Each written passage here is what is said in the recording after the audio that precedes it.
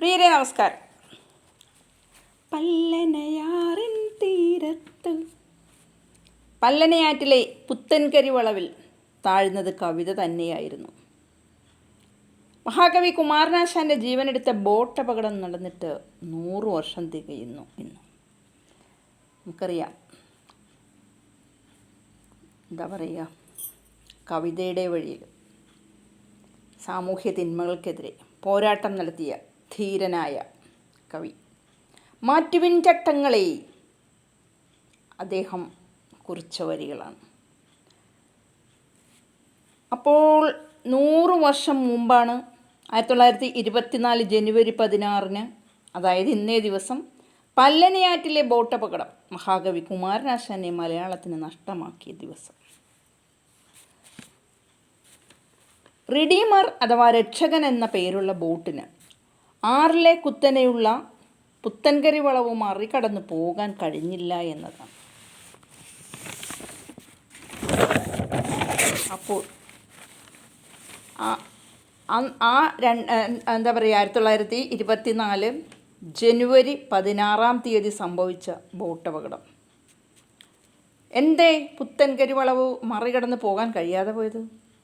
അതായത് ബോട്ടിൽ കൊള്ളിക്കാവുന്നതിനേറെ ആളുകളെ അതിൽ കയറ്റിയിരുന്നു. ആൾഭാരം കൂടുതലായിരുന്നു. പുലർച്ചെ ഉയർന്ന നിലവിളികൾ കേട്ട് ഓടിക്കൂടിയ നാട്ടുകാർ കണ്ടത് രക്ഷ തേടി വെള്ളത്തിൽ നിന്ന് ഉയരുകയും താഴുകയും ചെയ്യുന്ന ഒട്ടേറെ കൈകളാണ്. പലരെയും നാട്ടുകാർ കരക്കെത്തിച്ചു. കൈപിടിക്കാൻ കഴിയാത്തവരിൽ ഒരാൾ കുമാരനാശനാണെന്ന് വൈകിയാണ് ജനമറിയുന്നത്. തിരുവനന്തപുരത്ത് നിന്ന് മുറജപവും ലക്ഷദ്വീപവും കഴിഞ്ഞ് മടങ്ങിയവരുടെ തിരക്കായിരുന്നു കൊല്ലത്ത് നിന്ന് വടക്കോട്ടുള്ള എല്ലാ ബോട്ടിലും.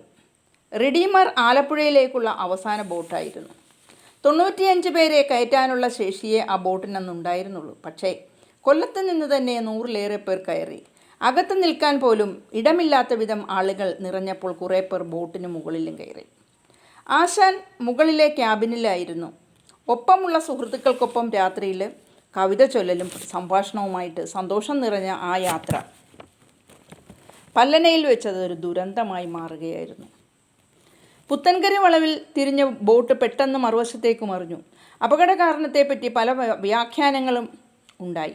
മുകൾ തട്ടിൽ കയറിയ ചിലർ ഒരു വശത്തുകൂടി ഇറങ്ങാൻ ശ്രമിച്ചതാണ് കാരണമെന്ന് അക്കാലത്തെ പത്രവാർത്തകളിലും വന്നിരുന്നു.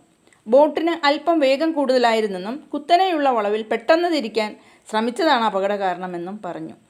ബോട്ടിലുണ്ടായിരുന്ന മിക്കവരെയും നാട്ടുകാർ കരക്കെത്തിച്ചു. രക്ഷയുടെ കൈവിട്ടുപോയവരിൽ ആശാനും ഒരു ബോട്ട് ജീവനക്കാരനും തിരുവനന്തപുരത്ത് നിന്ന് മടങ്ങിയ ചിലരും കോട്ടയത്ത് വിവാഹ ചടങ്ങിൽ പങ്കെടുക്കാൻ പുറപ്പെട്ടവരും ഒക്കെ ഉണ്ടായിരുന്നു. അപകട വിവരം മറ്റ് സ്ഥലങ്ങളിൽ അറിയാൻ തന്നെ ഏറെ വൈകി. ആശാൻ്റെ മൃതദേഹം കിട്ടിയത് പിറ്റേന്നാണ്.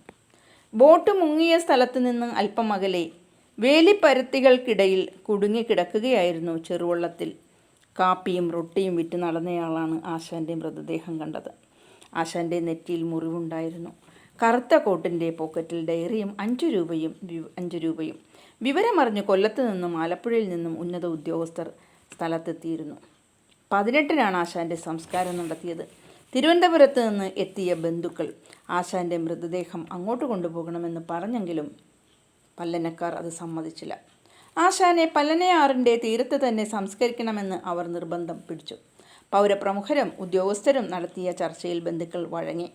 ആറ്റിലൂടെ പോകുന്നവർ കാണത്തക്ക വിധം ആശാന് പ്രത്യേക കല്ലറയൊരുങ്ങി. കുറേ നാളുകൾക്ക് ശേഷം ആശാൻ്റെ അന്ത്യവിശ്രമ സ്ഥലത്ത് ശ്രീനാരായണ ഗുരു എത്തിയിരുന്നു. ചേർത്തല സ്വദേശി മാത്യു വർക്കിയായിരുന്നു, അഥവാ പാപ്പി വക്കീൽ എന്ന് വിളിക്കുന്നു. അയാളായിരുന്നു റിഡീമറിൻ്റെ ഉടമ. ആലപ്പുഴ ചന്ദനക്കാവ് കാവിൽപ്പറമ്പിൽ അറുമുഖം പിള്ളയായിരുന്നു ദുരന്ത ദിവസം ബോട്ട് നിയന്ത്രിച്ചത്. അപകടത്തിന് പിന്നാലെ അറുമുഖം പിള്ള നീന്തിക്കയറി എന്നിട്ട് എന്ത് ചെയ്തു? ഒളിവിൽ പോയി. അപകടത്തിൽ ബോട്ടിലെ ഓയിൽ ബോയി മരിച്ചു. മറ്റു ജീവനക്കാർ അറസ്റ്റിലായി. അറുമുഖം പിള്ളയെ അറസ്റ്റ് ചെയ്യാനും ഓടി രക്ഷപ്പെടാൻ ശ്രമിച്ചാൽ മുട്ടിന് താഴെ വെടിവെക്കാനുമായിരുന്നു അന്നത്തെ ഉത്തരവ്. പിടിച്ചു കൊടുത്താൽ 500 രൂപ പാരിതോഷികം. നാടുവിട്ട അറുമുഖം പിള്ള മരിച്ചെന്ന് കരുതി കുടുംബാംഗങ്ങൾ മരണാനന്തര ക്രിയകളും നടത്തിയിരുന്നു. 12 വർഷത്തിന് ശേഷം ഒരു സന്യാസിയെപ്പോലെ പിള്ള തിരിച്ചു വന്നു. അപ്പോഴേക്കും കേസ് കാലഹരണപ്പെട്ടിരുന്നു. എങ്കിലും ചെറിയ ശിക്ഷ അതിനെ കിട്ടുകയും ചെയ്തു. പിന്നീട് കുറേ കാലം ആലപ്പുഴയിലെ വെസ്റ്റ് കോസ്റ്റ് സിൻഡിക്കേറ്റിൻ്റെ ബസ്സുകളിൽ ജോലി ചെയ്യുകയും ചെയ്തു. അപ്പോൾ കുമാരനാശാൻ്റെ മരണത്തിന് ഇടയാക്കിയ റെഡീമർ ആ ബോട്ട് അപകടത്തിൽപ്പെട്ട പല്ലനയാറിനെ നമുക്കൊന്ന് കണ്ടാലോ. ഇതാണ് പല്ലനയാറിൻ തീരത്ത്. ഇന്ന് നമ്മൾ പാട്ടിൻ്റെ വരികളിലൊക്കെ നിറഞ്ഞു നിന്നിരുന്നതാണ് അല്ലേ. അപ്പോൾ അദ്ദേഹത്തിന് തന്നെ അറിയാമായിരുന്നോ എന്നറിയില്ല. കാരണം എന്തെന്നാൽ ആ ഒരു സമയത്ത് അദ്ദേഹം തന്നെ ചില വരികൾ കുറിച്ചിരുന്നു എന്നുള്ളതാണ്. അദ്ദേഹത്തിന് തൻ്റെ മുങ്ങിയ മരണത്തെപ്പറ്റി കുമാരനാശാൻ മുൻകൂട്ടി അറിഞ്ഞിരുന്നോ എന്ന തരത്തിലാണ് അദ്ദേഹം തൻ്റെ ദുരവസ്ഥ എന്ന കവിതയിൽ അദ്ദേഹം കുറിച്ചിരുന്നത് എന്നുള്ളതിനെപ്പറ്റി പറയുന്നുണ്ട്. എന്തു ചെയ്യേണ്ടതെങ്ങോട്ട് പോകേണ്ടത്, എന്ത കൂപത്തിലടിഞ്ഞഹോ ഞാൻ, അന്തമില്ലാതുള്ളൊരാഴത്തിലേക്ക് ഇതാ ഹന്ത താഴുന്നു കഷ്ടം. അതായത് ആ മുങ്ങി മരിക്കുന്നതിന് മുന്നോടിയായിട്ട് അദ്ദേഹം ദുരവസ്ഥ എന്ന കവിത കുറിച്ചപ്പോൾ അതിൽ കുറിച്ച ഏതാനും വരികളാണിത്. വെള്ളത്തിൽ മുങ്ങി മരിക്കുന്നവൻ്റെ മനോവ്യാപാരത്തിൻ്റെ തീക്ഷ്ണ വിവരണമാണ് ദുരവസ്ഥയിലെ വരികൾ.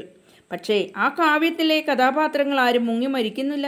പിന്നെ എന്തുകൊണ്ട് ആശാൻ അങ്ങനെ എഴുതി? സ്വന്തം അന്ത്യം മുൻകൂട്ടി കണ്ടിരുന്നോ എന്ന് വായനക്കാരെ ശക്തമായി തോന്നിപ്പിക്കുന്ന വരികളാണ് ഇത് എന്ന് തന്നെ പറയേണ്ടി വരും. അപ്പോൾ ആശാൻ്റെ മരണം നടന്നിട്ട് ഇന്നേക്ക് 100 വർഷം തികയുന്ന ഈ ഒരു ദിവസത്തിൽ എല്ലാ ബഹുമാനവും പ്രണാമവും എല്ലാം അർപ്പിച്ചുകൊണ്ട് ഈ വീഡിയോ എൻ്റെ പ്രിയ സബ്സ്ക്രൈബേഴ്സിന് ഞാൻ സമർപ്പിക്കുകയാണ്. ഓക്കെ, നിങ്ങളുടെ പിന്തുണ തുടർന്നും ഉണ്ടാവണം. വീഡിയോ കാണണം, കമൻറ്റ് ചെയ്യണം, ലൈക്ക് ചെയ്യണം. എല്ലാ പിന്തുണയും നൽകുന്നവരോട് പ്രത്യേകം നന്ദിയും സ്നേഹവും എല്ലാം അറിയിച്ചുകൊണ്ട് ഈ വീഡിയോ നിങ്ങൾക്കായി സമർപ്പിക്കുന്നു. Okay, thank you so much.